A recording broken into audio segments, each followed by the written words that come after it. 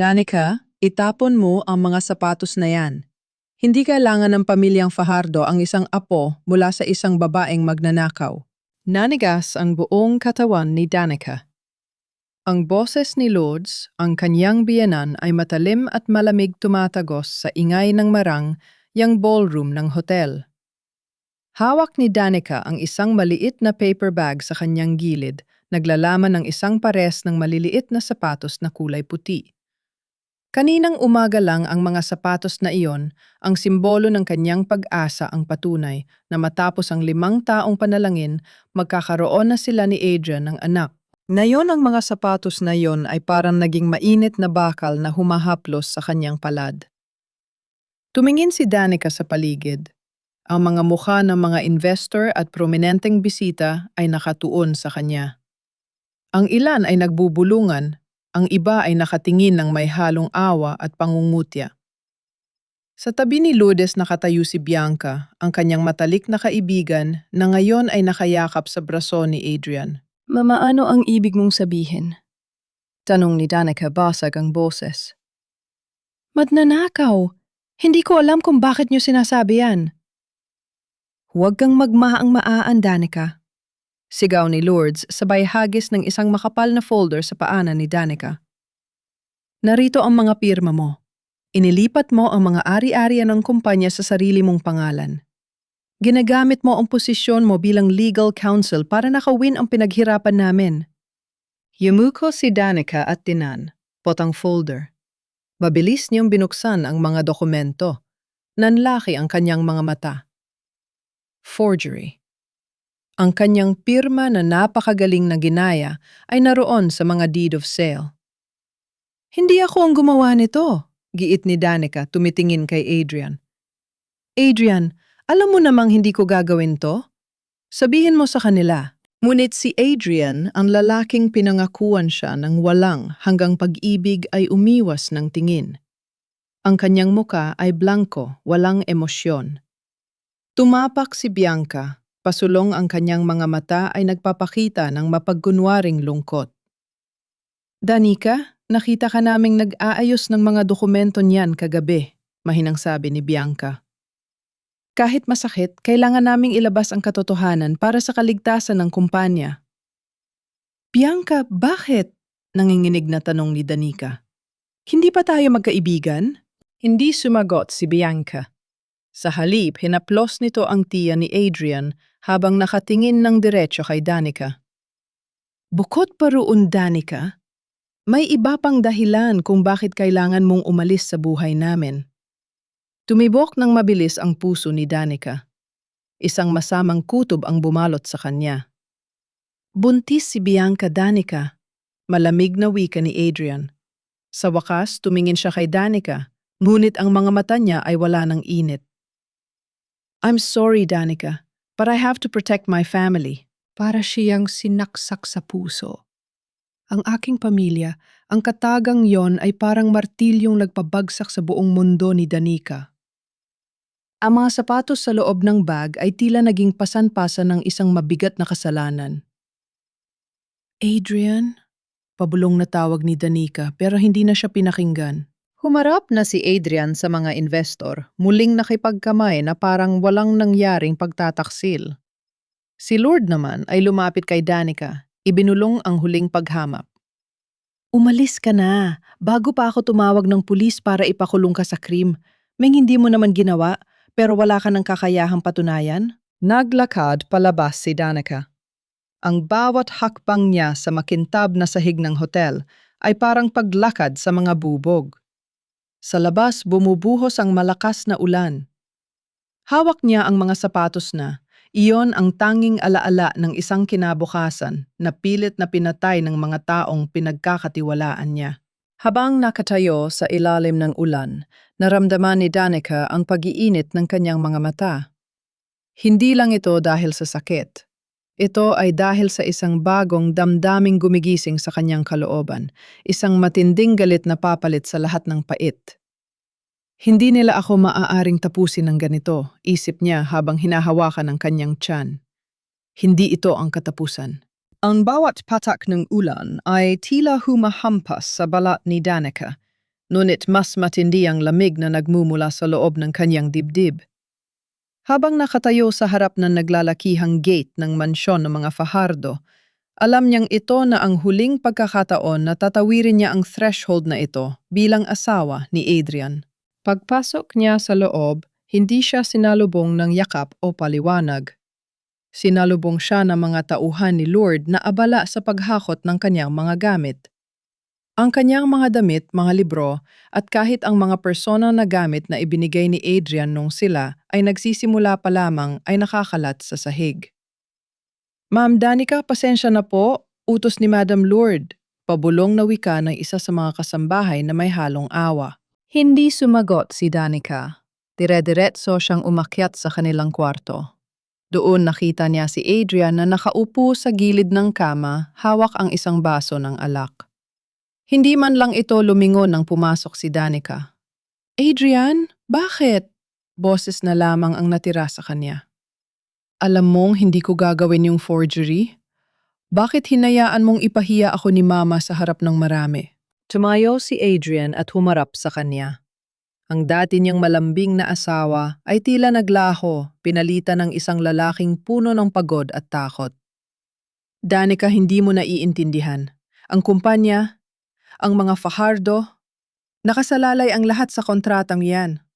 Kailangan ng fall guy at ikaw ang nakita ni Mama na pinakamadaling isakripisyo. Pinakamadaling isakripisyo, pag-uulit ni Danica halos hindi makapaniwala. 5 taon, Adrian. 5 taon kitang ipinagtanggol sa bawat kaso, sa bawat problemang legal na kinakaharap mo. Ito ba ang kapalit ng utang na loob ko sa pamilya nyo? Tapos na ang usapan. Putol ni Adrian. Inilapag niya ang baso sa table. Umalis ka na. Huwag mo nang hintayin na tumawag pa ng pulis si Mama. Kung mananatili ka rito, baka ikulong ka pa sa salang pagnanakaw. Tiningnang ni Danica si Adrian ng diretso sa mga mata.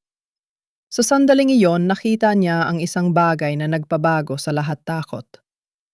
Hindi takot na mawala si Danica, kundi takot para sa sarili. Si Adrian ay hawak sa leeg ng kanyang ina at si Bianca ay isa lamang kasangkapan para masiguro na hindi na muling makakabangon si Danica. Hindi na siya lumaban. Hindi na siya nagmakaawa. Sa halip, tumalikod siya at kinuha ang kanyang maliit na suitcase. Bago siya lumabas, huminto siya sa tapat ni Adrian. Sana sa pagpili mo sa kanila, nahanap mo ang kapayapaang hinahanap mo, mahinang sabi ni Danica. Dahil sa sandaling lumabas ako sa pintong ito, hindi na ako ang Danicang kilala mo. Ang Danicang asawa mo ay namatay na sa loob ng hotel kaninang umaga. Paglabas ng gate, sumakay siya sa taxi. Hindi siya bumalik sa kanyang mga magulang. Ayaw niyang madamay sila sa gulo ng mga Fajardo. Sa halip, nagpahatid siya sa terminal ng bus patungong Batangas. Doon sa probinsyang kinalakihan ng kanyang yumaong lola siya ay may maliit na bahay na hindi alam ng sinuman. Habang bumabiyahe, kinuha ni Danica ang kanyang telepno. Binura niya ang lahat ng litrato ni Adrian. Binura niya ang kanyang mga social media accounts. Sa bawat pag-click, ramdam niya ang paggaan ng kanyang loob. Ngunit pagdating sa probinsya, habang inilalapag niya ang kanyang bag sa lumang sahig ng bahay ni Lola, muling bumalik ang matinding sakit. Hinawakan niya ang kanyang tiyan. Ang bata, ang sa isang bunga ng pag-ibig na akala niya ay totoo. Nanay is sorry, bulong niya sa sarili, habang ang mga luha ay sa wakas ay bumagsak. Hindi kita maibibigay sa pamilyang tulad nila. Protektahan kita kahit anong mangyari. Sa kalagitnaan ng gabi, sa gitna ng katahimikan ng Batangas, nagdesisyon si Danica. Hindi lang siya magtatago. Mag-aaral siya mag-iipon ng ebidensya at sisiguraduhin niyang sa susunod na pagkakataon na magkaharap sila, hindi na siya ang biktima, siya na ang magiging hatol. Kinabukasan ang balita sa radyo ay nagsimula na. Suspended na ang lisensya ng kilalang lawyer na si Danica Sarmiento dahil sa kasong fraud. Napanghiti ng mapait si Danica habang nakikinig. Sige, gamitin niyo ang lahat ng kapangyarihan niyo, pulong niya sa hangin. Dahil ang batas na ginamit niyo para sirain ako, ang batas din ang gagamitin ko para burahin kayo. Isang buwan ang lumipas sa Batangas. Ang ingay ng Maynila ay pinalitan ng huni ng mga kuliglig sa gabi at ang amoy ng basang lupa pagkatapos ng ulan. Para kay Danica, ang probinsya ay hindi lamang isang taguan. Ito ay isang laboratorio ng paghihilom. Sa umaga nagtatrabaho siya bilang tagapayo sa isang maliit na NGO na nagbibigay ng legal aid sa mga kababaihan sa barangay. Hindi siya nagpakilalang-kilalang abogado mula sa Manila. Para sa mga tao rito, siya si Danny, isang babaeng tahimik na may malalim na kaalaman sa batas. Danny, may kaso na naman ang kapitbahay natin. Pinalayas ng asawa niya dahil hindi raw nakapanganak ng lalaki. Ani Aling Nena, ang lider ng komunidad na kumuha sa kanya. Tumingin si Danica sa dokumentong inabot ni Aling Nena. Ramdam niya ang pamilyar na hapdi. Sa bawat kasong hinahawakan niya para sa ibang kababaihan, tila unti-unti niyang binubuo ang sarili niyang nawasak na pagkatao. Aling Nena, hindi pwedeng palayasin ang isang asawa nang walang legal na basehan, lalo na kung may kontribusyon siya sa ari-arian ng pamilya. Sagot ni Danica. Ang kanyang boses na dati ay puno ng pag-aalin. Langan ngayon ay may diin na ng otoridad. Habang abala siya sa pag-aaral ng mga kaso sa probinsya, hindi tumitigil ang kanyang lihim na misyon. Gamit ang isang lumang laptop at burner phone, sinusubaybayan niya ang mga galaw ng mga Fajardo sa pamamagitan ng mga public records at mga leaks mula sa kanyang mga dating koneksyon sa Manila. Isang gabi habang nag-aayos ng mga dokumento para sa kanyang mga kliyente, nakatanggap siya ng alert sa kanyang email. Ang pangalan ng kumpanya ng mga Fajardo ay lumitaw sa isang notice para sa isang malaking land development project. Ang lokasyon, isang lupain sa Batangas na matagal nang inabandona. Tiningnan ni Danica ang map. Nanlaki ang kanyang mga mata. Ang lupain ay sakop ng pag-aari ng isang ancestral domain na dati ay pinamamahalaan ng kanyang ama. Hindi ito lupang Fajardo. Ito ay lupang ninuno at ayon sa batas, hindi ito maaaring ibenta ng walang pahintulot mula sa mga heir. Adrian, Lourdes, ano ang binabalak nyo? Bulong ni Danica. Biglang tumunog ang kanyang telpono. Isang unknown number. Hello? Danica Sarmiento. Ang boses ay pamilyar malambing ngunit puno ng lason. Si Bianca. Nag-e-enjoy ka ba sa probinsya? Balita ko kailangan mo na raw ng trabaho dahil suspended ang lisensya mo. Humigpit ang hawak ni Danica sa telpono. Ano ang kailangan mo, Bianca? Gusto ko lang ipaalala sa'yo na huwag kang magkakamaling bumalik sa Manila. Ang mga pirma sa mga dokumento ay hindi lang basta peke kung magtatangka kang kumontra kami ang magsasampa ng kasong perjury laban sa'yo. Titirahin ka namin sa paraang hindi ka na makakaahon. Hindi ako natatakot sa mga banta mo, matapang na sagot ni Danica. Dahil ang totoo, Bianca, mas magaling akong abogado kaysa sa'yo. At habang nagpapanggap kayong malinis sa Manila, unti-unti kong binubuo ang puzzle na sisira sa inyo. Pinatay ni Danica ang tawag bago pa makasagot ang babae. Hindi siya natakot. Sa halip, isang matalim na ngiti ang namutawi sa kanyang mga labi. Alam na niya ngayon ang susunod na hakbang.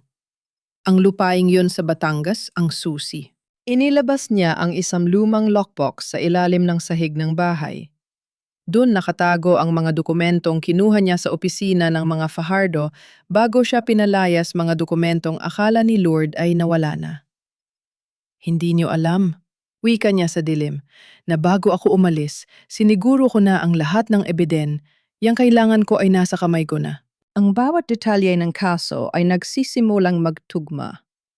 Ang susunod na yugto ng kanyang buhay ay hindi na nakadepende sa awa ni Adrian, kundi sa katotohanang matagal na nilang pilit na ibinabaon sa lupa. Ang mga araw sa Batangas ay naging mas mabilis.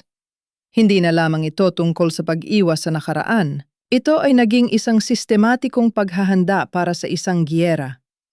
Sa tulong ni Aling Nena, natukoy ni Danica ang mga matatandang magsasaka sa barangay na may hawak na mga orihinal, nakasulatan ng lupain ang lupang pinag-aagawan ng mga Fajardo. Isang hapon sa ilalim ng isang malaking puno ng nara sa plaza, nakipagkita si Danica kay Manny Canor, ang dating katiwala ng kanyang yumaong ama. Mang Canor, kailangan ko ang katotohanan. Pakiusap ni Danica habang inabot ang isang baso ng mainit na kape. Ang lupain ba ng pamilya ko may kinalaman sa mga Fajardo? Yumuko ang matanda. Ang kanyang mga kamay na bakas ng habang buhay na pagsasaka ay nanginig. Anak, matagal na kaming pinapatahimik ng pamilyang yan. Ang lupang yan ay hindi nabili ni Don Lourdes. Ninakaw nila ang titulo noong panahong nagluluksa pa ang pamilya mo sa pagpanaw ng ama mo. Nanlamig ang mga daliri ni Danica. Hindi lamang pala ito isang ordinaryong negosyo para sa mga Fajardo, ito ay isang krimen na matagal nang nakatago. May ebidensya ka ba, Mang Canor? May tinago akong mga sulat at resibo. Ang ama mo bago siya nawala ay may pinagkatiwalang folder sa akin. Sabi niya ibigay ko lang daw ito sa tunay na tagapagmana kapag dumating ang tamang panahon. Kinuha ni Mang Canor ang isang maruming supot sa loob ng kanyang sako. Nang buksan ni Danica ang supot, halos tumigil ang kanyang paghinga.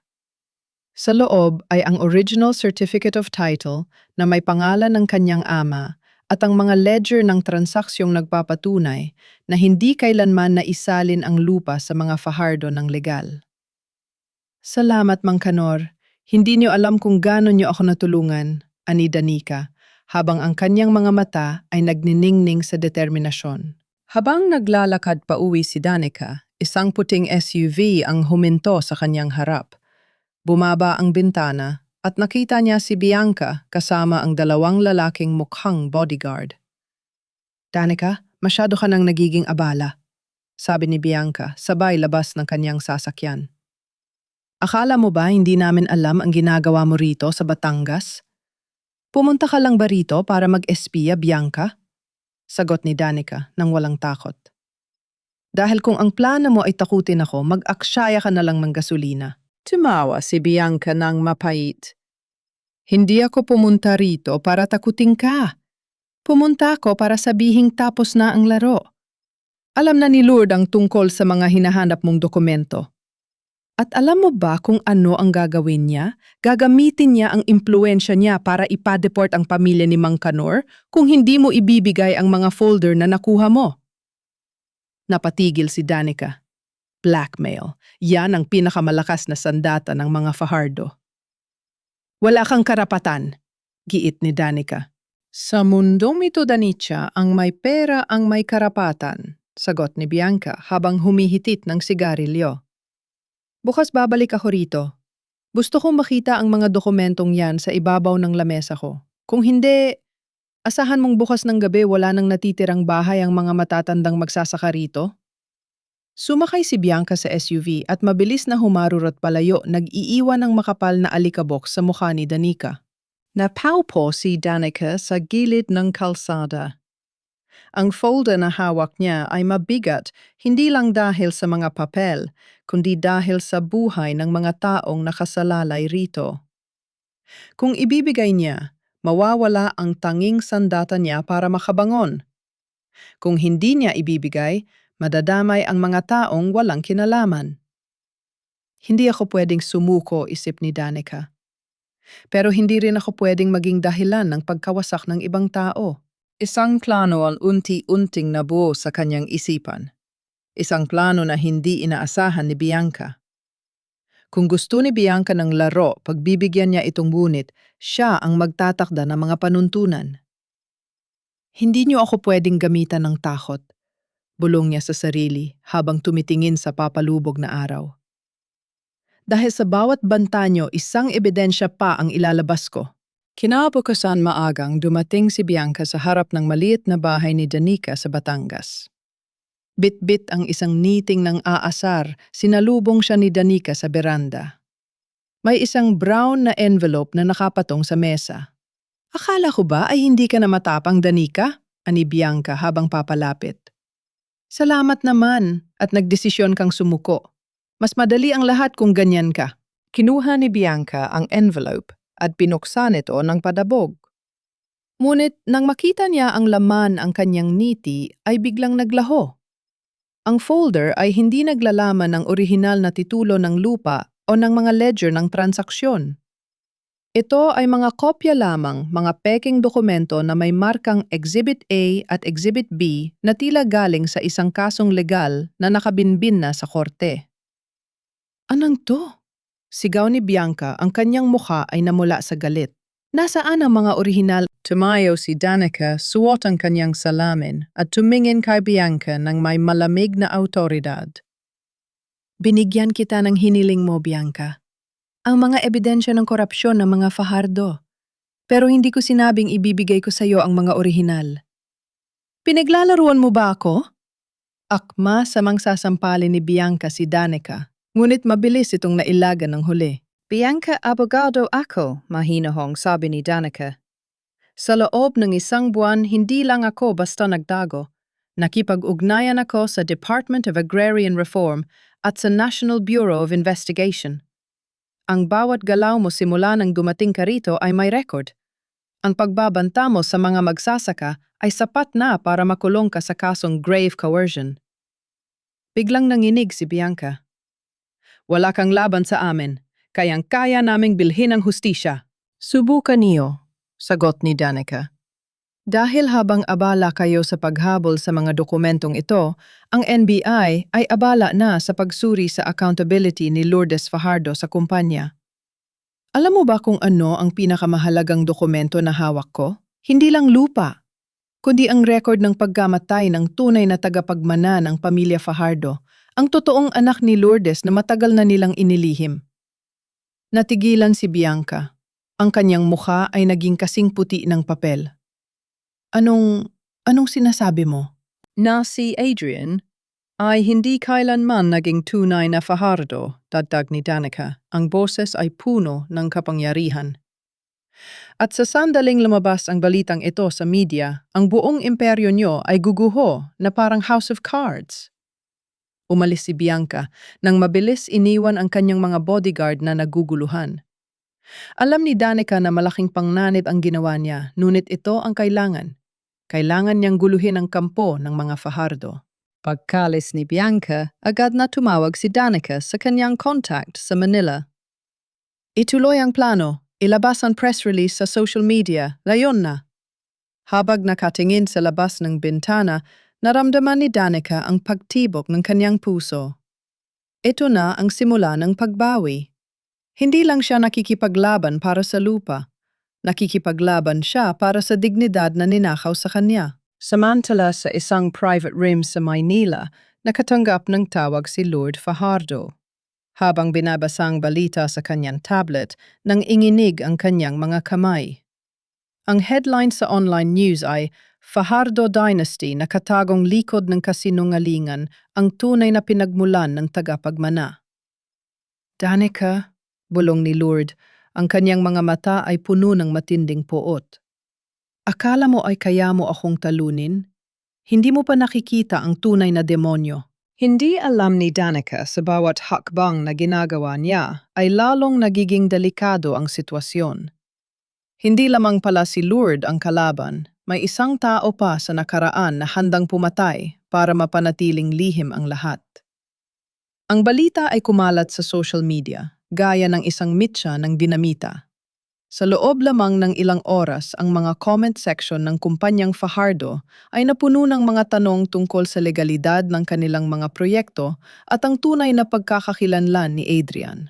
Sa loob ng mansyon ng mga Fajardo, ang atmosfera ay nakakasulasok. Nagtatalsikan ng mga babasak, gamit sa living room. Sino ang nagpakawala ng impormasyong ito? Sigaw ni Lourdes habang ang kanyang muka ay halos pumutok na sa galit. Si Adrian ay nakatayo sa isang, sulok ang kanyang muka ay bakas ng matinding kalituhan. Matotoo ba si Danica? Totoo bang may hawak siyang ebidensya na hindi ako ang tunay na tagapagmana? Tumahimik ka, Adrian. Sigaw ni Lourdes sabay harap sa kanya ng may nanlilisik na mga mata. Ikaw ang anak ko. Walang sinuman ang makakapagsabi kung sino ka maliban sa akin. Pero ang dokumentong inilabas ng NBI, peke yun, putol ni Lourdes. Gagawan ko ng paraan. Pero si Danica, Hindi na siya pwedeng mabuhay ng malaya. Bianca, nasaan ang mga tauhan nung pinadala ko sa Batangas? Si Bianca na kanina pa nakayuko ay hindi makasagot. Ma'am, tinakasan niya kami. Masyado siyang maingat. Mga inutil, bulyaw ni Lourdes. Kung hindi niyo siya kayang dalhin dito, gawin niyo ang kailangan para patahimikin siya. Sa Batangas, ramdam ni Danica na nagbago ang hangin. Ang mga tao sa NGO ay napansin ang mga sasakyang hindi pamilyar na paikot-ikot sa tapat ng opisina. Isang gabi habang naglalakad siya pauwi, isang itim na sasakyan ang biglang huminto sa kanyang gilid.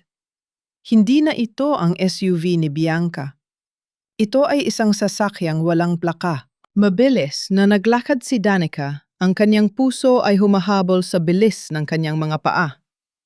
Pumasok siya sa loob ng bahay at agad na kinuha ang kanyang go bag na laging handa sa ilalim ng kama. Alam niyang hindi na siya ligtas dito. Ding dong! Isang katok sa pinto. Hindi ito ang mahinang katok ng mga kapitbahay.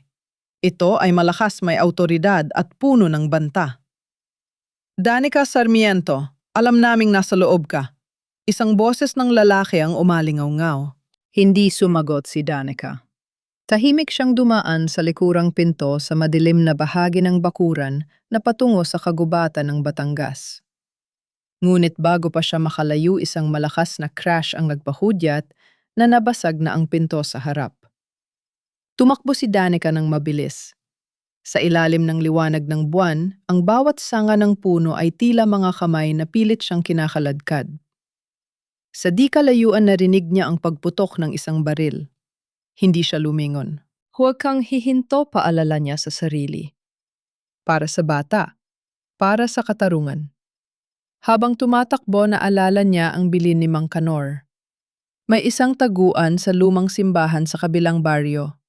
Doon daw ang tanging lugar na hindi kayang abutin ng impluwensya ng mga Fajardo. Ngunit sa gitna ng kanyang pagtakbo, isang anino ang humarang sa kanyang daanan. Isang lalaking nakasuot ng itim, may hawak na flashlight. "Nakita ko na siya!" sigaw ng lalaki. Nagpalitan ng tingin si Danica at ang lalaki. Sa isang iglap, kinuha ni Danica ang kanyang pepper spray na nakatago sa kanyang bulsa at mabilis na itinira sa mukha ng lalaki. Habang nagkakagulo ang lalaki, sinamantala ni Danica ang pagkakataon para makatakas. Nakarating siya sa lumang simbahan, hingal na hingal. Pagpasok niya, sinalubong siya ng katahimikan ng mga estatwa at ang halimuyak ng mga kandila. Doon sa ilalim ng upuan, sa huling row, may isang lalaking nakaupo, ang taong hindi niya inaasahang makikita. "Adrian!" bulong ni Danica, nanginginig ang buong katawan. Humarap si Adrian. Ang kanyang mga mata ay puno ng pait at pagkalito. "Danica, huwag kang lalapit. Hindi mo alam kung anong pinasok mong gulo." "Anong ginagawa mo rito, Adrian? Ikaw ba ang nagpadala sa kanila?" Tanong ni Danica, ang boses ay puno ng pagkadismaya.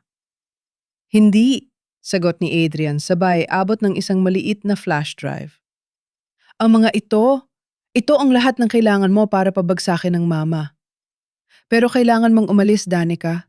Huwag mo na akong hintayin, hindi ko kayang protektahan ka sa sarili kong ina." Sa sandaling iyon, naintindihan ni Danica ang asawang pinakasalan niya ay hindi kailanman nawala siya, ay bilanggo lamang ng isang masamang sistema. At ngayon, hawak na niya ang sandatang wawasak sa lahat. Ang flash drive na nasa palad ni Danica ay tila isang bomba na hundang sumabog anumang oras. Tiningnan niya si Adrian ng may halong awa at galit. Sa loob ng madilim na simbahan ng liwanag mula sa mga kandila, ay nagbibigay ng kakaibang anino sa mukha ng lalaking minsan niyang tinawag na asawa. "Bakit mo ito ginagawa, Adrian?" tanong ni Danica, ang boses ay seryoso. "Kung ibibigay mo ito sa akin, mawawala ang lahat sa'yo. Ang posisyon mo, ang yaman mo, pati ang pagkilala ni Lord bilang anak." Tumawa si Adrian ng mapait. Lumapit siya sa isang estatwa at tumingin sa itaas. "Anak, Danica, sa loob ng mahabang panahon, akala ko ay mahal niya ako. Pero noong narinig ko ang usapan nila ni Bianca, Noong nalaman ko na ako pala ay anak lang ng dating hardinero na itinago niya para patakpan ang pagkamatay ng tunay niyang anak, gumuho ang mundo ko. Alam mo na? Gulat na tanong ni Danica. Matagal na, pero natakot ako. Natakot ako mawala sa mundong kinagisans ko, pagtatapat ni Adrian. Tumingin siya kay Danica, ang mga mata ay namumula sa luha. Pero nang makita-kitang ginigipit niya, nang makita akong handa niyang sirain ang buhay mo para lang sa lupang iyan, napagtanto ko na ako, ang naging kasangkapan sa kasamaan niya. Biglang may narinig silang mga yabag sa labas. Mabilis na nagkatinginan ng dalawa. Kailangan mo nang umalis, kiit ni Adrian. May backdoor sa likod ng sacristy. Dumiretso ka sa highway, may naghihintay na sasakyan doon, isang kaibigan kong reporter. Ibigay mo sa kanya ang flash drive. Siya ang magsisilbing boses mo sa media. Paano ka? Haharapin ko sila, sagot ni Adrian ng may determinasyon. Gagamitin ko ang natitira kong oras para iligaw sila. Danica, pangako mo sa akin, kapag natapos ito, huwag mo akong hahanapin. Mamuhay ka ng malayo sa amin. Hindi na nagdalawang isip si Danica. Alam niyang ito ang huling pagkakataon. Hinawakan niya ang kamay ni Adrian, isang huling haplos ng pasasalamat at paalam bago siya mabilis na tumakbo patungo sa likuran ng simbahan. Habang tumatakbo siya sa madilim na pasilyo, narinig niya ang pagpasok ng mga armadong lalaki sa loob ng simbahan. Adrian Fajardo, nasaan ang asawa mo? Sigaw ng boses ni Lord na ngayon ay mas matapang at mas malupit. Wala siya rito, ma. Sagot ni Adrian. Ang boses ay matatag. At hinding-hindi niyo na siya makukuha. Isang malakas na sampal ang umalingaw-ngaw sa loob ng simbahan, kasunod ang tunog ng pagkabagsak ng isang upuan. Napatigil si Danica sa pinto ng sacristy. Gusto niyang lumingon, gusto niyang bumalik, ngunit alam niyang kapag ginawa niya yon, masasayang ang sakripisyo ni Adrian. Dapat ituloy ang laban. Paalala niya sa kanyang sarili. Nang makalabas siya sa kakahuyan, bumungad sa kanya ang isang sasakyang nakaparada sa highway. Bumaba ang isang lalaki, ang reporter na sinabi ni Adrian. Mabilis na sumakay si Danica. Nakuha mo ba? Tanong ng reporter. Ipinakita ni Danica ang flash drive. Ito na ang katapusan nila. Habang humaharurot ang sasakyan papalayo sa simbahan, lumingon si Danica sa malayo. Nakita niya ang anino ng simbahan na nababalot ng kadiliman. Doon alam niyang naiwan si Adrian, humaharap sa isang ina na hindi siya itinuring na anak at sa isang pamilyang binuo sa ibabaw ng mga kasinungalingan. Hindi siya umiyak. Sa halip, hinigpitan niya ang hawak sa flash drive. Ang bawat sakripisyo ni Adrian ay magiging mitsa ng pagbagsak ng imperyong Fajardo. Hindi na ito laban para sa lupa, bulong ni Danica habang nakatingin sa papalayo ng mga ilaw ng Batangas. Ito na ang laban para sa hustisya na matagal nang ipinagkait sa atin. Sa Maynila, hindi alam ni Lord na sa loob ng ilang oras ang kanyang buong buhay, ang lahat ng kanyang itinago at ipinaglaban ay ilalabas na sa harap ng buong bansa. Ang tunay na labirinto ay nagsisimula pa lamang at sa labirintong ito si Danica na ang may hawak ng mapa. Ang studio ng Primetime News ay puno ng tensyon. Si Danica, nakasuot ng simpleng blusa at may suot na salamin, ay tahimik na nakaupo sa harap ng host na si Mr. Ramirez. Sa labas ng studio, samot-saring mga tawag at banta ang natatanggap ng network mula sa mga abogado ng mga Fajardo. Ngunit hindi sila natin. Danica, sigurado ka ba sa mga ito? Dahil sa sandaling pindutin natin ang play, wala nang balikan. Paalala ng producer. Tumingin si Danica sa monitor. Doon nakita niya ang mukha ni Adrian sa live feed ng kumpanya, mukhang pagod. Sugatan, ngunit may kakaibang kapayapaan sa kanyang mga mata. Alam niyang ito na ang oras. I-broadcast niyo na, sagot ni Danica.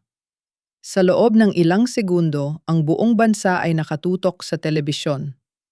Ang mga dokumento, ang mga bank records na nagpapatunay ng money laundering at ang video footage ng pagtatago ng tunay na pagkamatay ng anak ni Lord, lahat ay lumabas sa screen. Sa mansyon ng mga Fajardo, nanigas si Lourdes sa kinatatayuan habang pinapanood ang kanyang sariling mga kasalanan na ibinubunyag. Ang mga investor, ang mga partners, at maging ang mga taong dating yumuyukod sa kanya ay unti-unting lumalayo. Adrian! Nasaan si Adrian? Sigaw ni Lourdes, ngunit ang mansyon ay tahimik na. Ang mga tauhan niya ay nagsisimula na ring mag-alisan, natatakot na madamay sa darating na malawakang investigasyon. Sa studio patuloy ang pagsasalaysay ni Danica. Hindi lamang siya nagsasalita bilang isang biktima. Nagsasalita siya bilang isang abogado na naghahanap ng katarungan. Hindi lamang ito tungkol sa lupa. Ito ay tungkol sa mga kababaihang tulad ko na ginagamit niloloko at tinatapon kapag wala na silang silbi. Mariing pahayag ni Danica. Ang mga Fajardo ay nagtayo ng imperyo sa ibabaw ng mga bangkay ng katotohanan. Ngayon panahon na para managot sila. Pagkatapos ng broadcast, agad na pinalibutan si Danica ng mga bodyguard mula sa network. Ngunit hindi pa tapos ang laban. Paglabas niya ng studio, sinalubong siya ng mga ahente ng NBI. Attorney Sarmiento, kailangan namin ng inyong tulong para sa formal na paghahain ng kaso. Wika ng isang opisyal. Habang naglalakad siya patungo sa opisina ng mga investigador, nakatanggap siya ng mensahe sa kanyang burner phone. Galing ito kay Adrian. Nasa safe house na ako. Huwag mo akong hahanapin. Ang katarungan na ang bahala sa atin. Salamat sa pagpapalaya sa akin, Danica. Napapikit si Danica. Alam niyang ang kabanatang ito ng kanyang buhay, ang pagiging asawa ang pangarap na pamilya ay tuluyan ng nagwakas. Ngunit sa pagbukas ng pinto ng opisina ng NBI, naramdaman niya ang isang bagong liwanag. Sa loob na ron ang mga magsasaka mula sa Batangas, ang mga kababaihang tinulungan niya sa NGO, at ang mga taong dating natatakot sa pangalan ng mga Fajardo. Ngayon, nakatayo sila ng tuwid. Handa ka na ba, attorney? Tanong ng opisyal. Tumingin si Danica sa salamin sa dingding. Ang babaeng nakita niya ay hindi na ang Danicang inapi sa hotel. Siya ay isang babaeng may paninindigan, isang ina na protektado ang kinabukasan ng kanyang anak at isang abogado na hindi matitinag. Handa na ako, sagot niya. Ang laban ay hindi pa tapos. Si Lord Fajardo ay isang mabangis na kalaban na hindi susuko ng walang dalang counterattack. Ngunit para kay Danica, ang bawat dokumentong inilapag niya sa lamesa ay isang pako sa kabaong ng mga kasinungalingan ng pamilyang Fajardo. Ngayong gabi, ang Maynila ay hindi makakatulog. At sa unang pagkakataon, ang takot ay lumipat na sa kampo ng mga dati naghahari. Ang mga sumunod na araw ay naging mabilis na parang kidlat. Ang mga freezing order sa mga ari-ariya ng mga Fajardo ay inilabas ng korte. Ang dating kinatatakutang pangalan na Fajardo ay naging kasing kahulugan na ngayon ng korupsyon at krimen. Sa loob ng mansyon, tanging si Lourdes na lamang ang natitira. Ang mga kasambahay ay nag-alisan at maging si Bianca ay hindi na mahagilap matapos siyang sampahan ng kasong perjury at falsification of public documents. Wala na. Lahat sila niloko ako, sigaw ni Lourdes, habang ang mga tauhan ng NBI at mga pulis ay pumasok sa kanyang mansyon para sa isang raid. Walang awa nilang binaliktad ang mga gamit, kinuha ang mga server ng kumpanya at sinelyuhan ng bawat pintong may mahahalagang dokumento. Si Lourdes ay pinusasan sa harap ng mga kamera ng media. Sa sandaling yon, ang reyna ng imperyong binuo sa kasinungalingan ay tuluyan ng bumagsak. Samantala, sa isang private office malapit sa Hall of Justice, si Danica ay abala sa pag-aayos ng mga ebiden, siya para sa nalalapit na hearing. May kumatok sa pinto. Attorney, may gustong makipagkita sa inyo, ani ng kanyang paralegal. Sino? Si Bianca. Napatigil si Danica sa pagsusulat. Pagpasok ni Bianca, hindi na ito ang babaeng puno ng pagmamalaki sa hotel. Ang kanyang buhok ay magulo, ang kanyang mga mata ay namamaga sa kakaiyak, at ang kanyang mga kamay ay nanginginig. Danica, please. Pakiusap ni Bianca habang lumuluhod sa harap ng mesa ni Danica. Ay, withdraw mo ang kaso laban sa akin. Hindi ko alam ang ginagawa ko. Pinilit lang ako ni Lord, siya ang utyak ng lahat. Tumingin si Danica sa kanya ng may malamig na pagtitig. Bianca, ang pagkakaibigan natin ay matagal nang namatay nung pinili mong maging kasabwat sa pagsera ng buhay ko. Ang mga desisyon mo ay hindi galing kay Lord. Galing yan sa sarili mong kasakiman. Magbabayad ako. Kahit anong gusto mo, gagawin ko. Ang tanging gusto ko ay hustisya, sagot ni Danica. Ang hustisya ay hindi binibili o hinihingi. Ito ay pinapanagutan. Tumawag si Danica ng gwardiya para ilabas si Bianca. Habang kinakaladkad palabas ang dating kaibigan, hindi man lang kumurap si Danica. Ang sakit ay wala na. Napalitan na ito ng isang matibay na paninindigan. Ngunit sa gitna ng tagumpay, may isang balita ang dumating na nagpabago sa timpla ng lahat. Attorney, may dumating na impormasyon, wika ng kanyang paralegal na may halong kaba. Si Adrian, natagpuan siya sa isang safe house, ngunit may nangyari. Ano nangyari kay Adrian? Mabilis na tanong ni Danica, ang boses ay puno ng kaba. Naaksidente siya habang sinusubukang tumakas sa mga tauhan ni Lord na humahabol pa rin sa kanya. Nasa critical na kondisyon siya sa ospital. Gumuho ang lahat ng tapang ni Danica. Sa isang iglap ang kanyang mga kamay ay nanginig. Kahit anong galit niya, kahit anong pait ng nakaraan si Adrian ay bahagi pa rin ng kanyang buhay ang ama ng batang nasa sinapupunan niya. Saan ang ospital?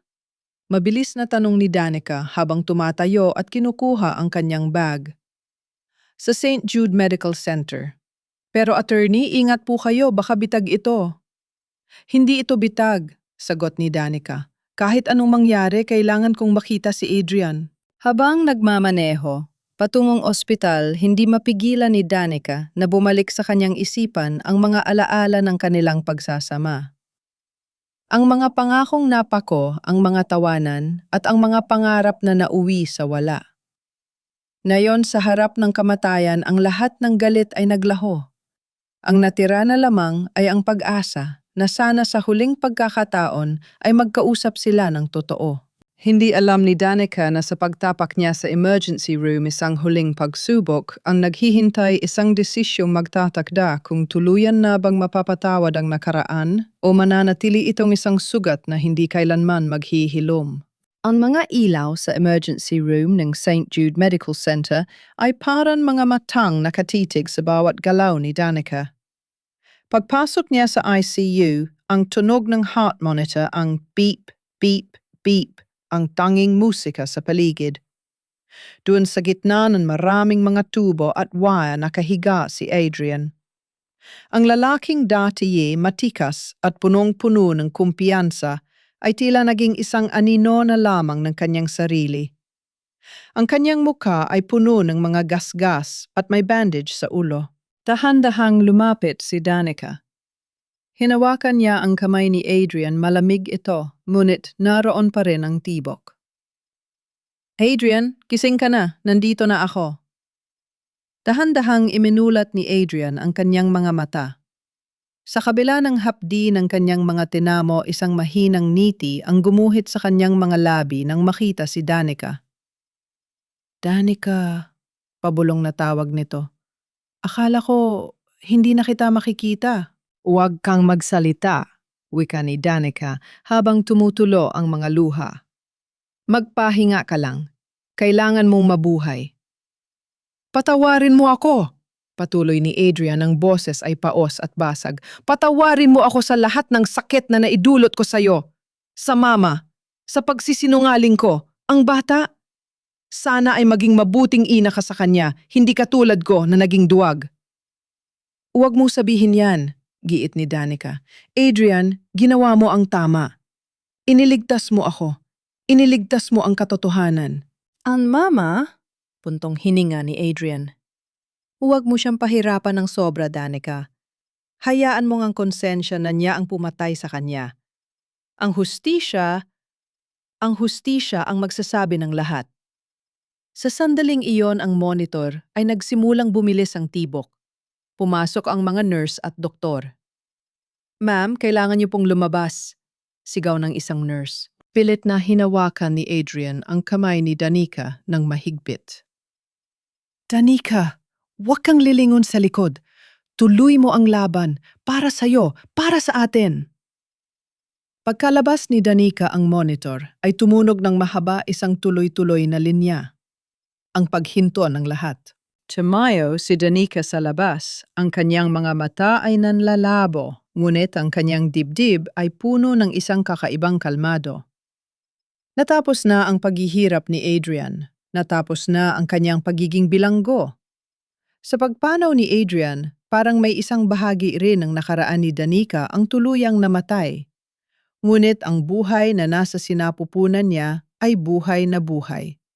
Isang buhay na walang daladalang kasalanan ng nakaraan. Pagkalipas ng ilang araw ang hearing para sa kaso ni Lord ay nagpatuloy. Sa harap ng hukom, si Lord ay nakaupo ng nakayuko, ang kanyang dating bagsik ay napalitan ng isang blangkong tingin. Tumayo si Danica sa witness stand. Ito na ang huling yugto ng kanyang laban. "Attorney Sarmiento, may gusto ka pa bang sabihin sa korte?" tanong ng hukom. Tumingin si Danica sa direksyon ni Lord. Walang galit, walang pot. Tanging hustisya na lamang ang nananatili. "Ang hustisya ay hindi paghihiganti, Your Honor." Simula ni Danica, ang boses ay puno ng kapayapaan. "Ang hustisya ay ang paglalagay sa bawat isa kung saan sila nararapat. Ang mga Fajardo ay nagtayo ng imperyo sa ibabaw ng kasinungalingan. Ngunit sa paghaharap na ito, napatunayan natin na walang lihim na hindi nabubunyang." Ibinaba ni Danica ang kanyang mga kamay. Tapos na. Ang hatol ay malapit na, at kahit ano pa ang maging desisyon ng korte, alam niyang ang pinakamahalagang hatol ay nakuha na niya ang kanyang sariling kalayaan. Habang lumalabas siya sa gusali ng korte, ang sikat ng araw ay tumama sa kanyang mukha. Hawak niya ang kanyang tiyan. Ang bagong simula ay narito na. 6 na buwan ang lumipas. Ang mansyon ng mga Fajardo ay wala na nabenta sa subasta upang bayaran ang mga biktima ng kanilang anomalya. Si Lord Fajardo ay hatol na ng habambuhay na pagkabilanggo, ang kanyang kapangyarihan ay naging abo na lamang sa hangin. Si Bianca naman ay nadurusa sa loob ng selda, ang kanyang pangalan ay kinalimutan na ng lipunan. Sa isang tahimik na bahay sa Batangas, ang umaga ay sinasalubong ng huni ng mga ibon at ang amoy ng bagong lutong kape. Hindi na ito ang madilim at lumang bahay ni Lola na natagpuan ni Danica noon.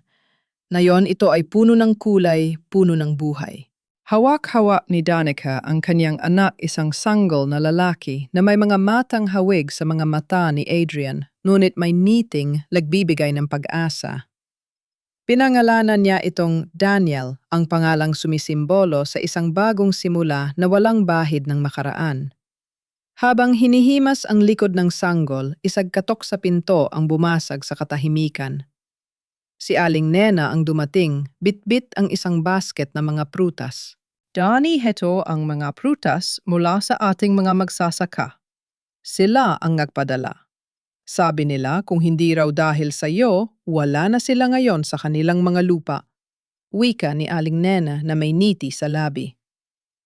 "Salamat, Aling Nena. Malaki ang utang na loob ko sa inyo. Kung wala kayo, baka sumuko na ako noon pa." Sagot ni Danica. "Huwag mong sabihin yan. Ikaw ang nagturo sa amin na ang batas ay hindi lang para sa mga mayayaman, ito ay para sa ating lahat na may paninindigan." Pag-alis ni Aling Nena, lumabas si Danica sa kanyang beranda. Tumingin siya sa malawak na lupain na ngayon ay pag-aari na ng mga tunay na magsasaka. Ang mga lupang ito ay hindi na muling mapapasa kamay ng mga gahaman. Sa bawat tanim na palay, nakikita niya ang bunga ng katarungan. Kinuha ni Danica ang isang maliit na kwintas na ibinigay sa kanya ni Adrian bago siya namayapa, isang simpleng cross na gawa sa kahoy. Hinawakan niya ito ng mahigpit at bumulong sa hangin. Tapos na, Adrian, ang anak natin ay lalaking malaya. Lalaki siyang may dangal. Hindi na niya kailangang maghanap ng ganti. Ang payapang buhay na tinatamasa niya ngayon ang pinakamabigat na parusa sa mga taong sumubok na tapusin siya. Hindi siya nagtatanim ng galit. Bagkus ginamit niya ang lahat ng sakit para maging mas matatag. Sa kanyang home office nakapatong ang kanyang mga bar exam review materials at ilag mga pro bono cases na kailangang asikasuhin. Oo, ang kanyang lisensya bilang abogado ay naibalik na matapos ang malinis na investigasyon ng Supreme Court. Ang kanyang pangalan ay hindi na iniuugnay sa kasinungalingan kundi sa katotohanan. Habang ang sanggol sa kanyang mga bisig ay dahan-dahang nakatulog, isang mapayapang ngiti ang gumuhit sa labi ni Danica. Ang kanyang kwento ay hindi isang teleserye ng paghihigante. Ito ay kwento ng isang babaeng nawala na saktan, ngunit piniling bumangon. Ang pag-ibig na akala niya ay tapos na, ay natagpuan niya sa kanyang anak. Ang danggal na akala niya ay ninakaw, ay nahanap niya sa kanyang sariling paninindigan. Sa labas ang araw ay sumisikat ng maliwanag nilalamon ang huling anino ng nakaraan. Si Danica Sarmiento ay hindi na isang biktima. Siya ay isang ina, isang abogado, at higit sa lahat isang babaeng may malayang puso. Daniel, bulong niya sa sanggol. Ang mundo ay malawak at minsan ay malupit. Pero tandaan mo ang katotohanan ang pinakamalakas na sandata. Basta't hawak mo ito, walang sinuman ang makakatalo sa iyo. At sa katahimikan ng Batangas sa ilalim ng asul na langit, nagsimula ang isang bagong kabanata. Ang kabanata ng isang buhay na tunay, tapat at puno ng pagmamahal.